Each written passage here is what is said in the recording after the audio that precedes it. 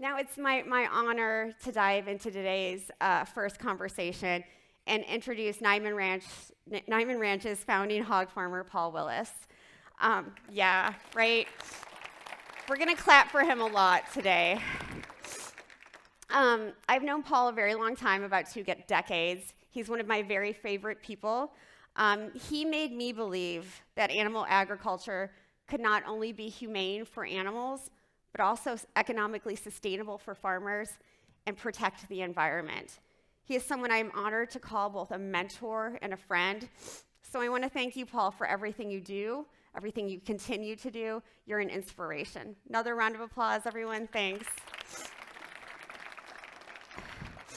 So, Paul, things have changed quite a lot since the first hog farmer celebration. I'm wondering if you can talk to me a little bit about that.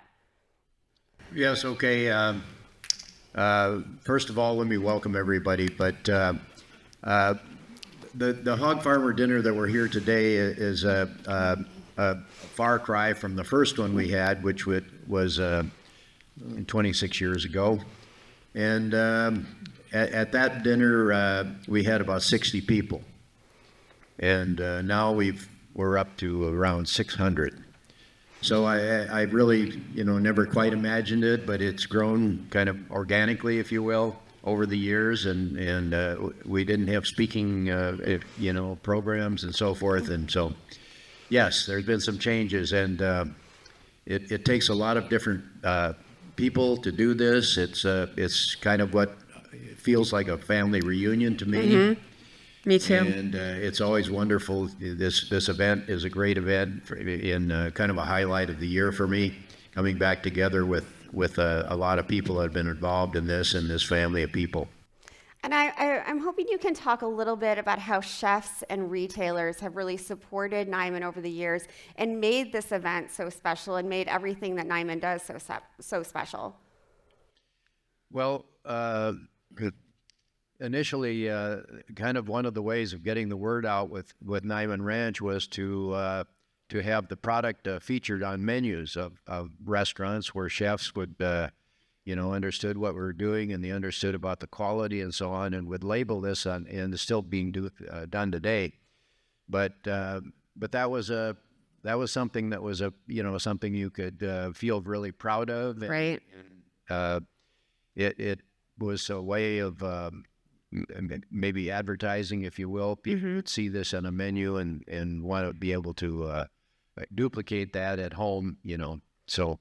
Yeah, it's great that you've had all that support. We didn't really have retail in the beginning. We didn't have distributors. Basically, everything was in San Francisco, and we had our own distribution system, and that was in the early days. It's changed a lot since. Yeah, it's for the better, and it's great. I'm wondering if we can take a step back and talk about the farmers who make Niman Ranch so special, Paul.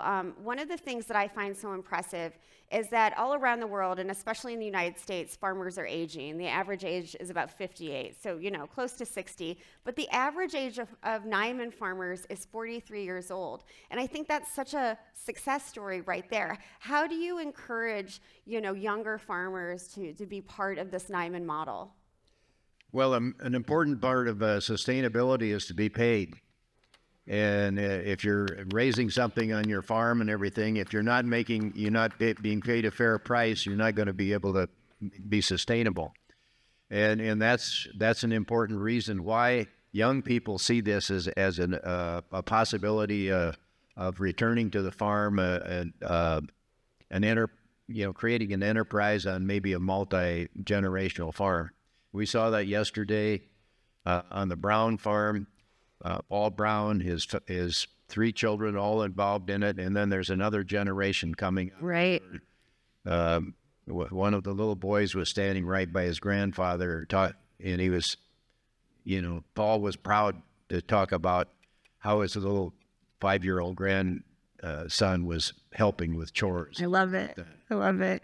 But it's not just those second, third, fourth generation farmers who are coming back to the farm after they've left. It's also, the Niman model really works for new and beginning farmers as well. Can you talk a little bit about how you support those new farmers? Well, yes, we have some incentives, some guild grants, which are breeding stock. Some they're kind of like scholarships in a way. There are other monies available for farmers that want to make an improvement on their farm. Things that help kind of move things along. And lots of training is available and lots of support, right? Yes, we have mentorships programs where where the young farmers can be connected with an experienced older farmer that's been with us for a while. Those type of things. Those mentors are so important to those farmers overall. As we wrap up, Paul, I'm wondering if you can talk about your thoughts for the future. Niman has grown so much and changed in many different ways for the better. What do you hope over the next 10, 20 years? Well, the last few years we've partnered with Purdue. We've become part of the Purdue family, and we see that as a company that has long-term vision. And it's not a one-year plan; it might be even a 50-year plan.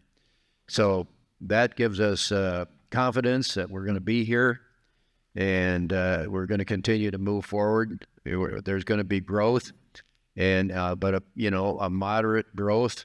We're not trying to double overnight, Right. that kind of thing, but add additional supply and additional farmers, provide opportunities for new farmers that want to do this.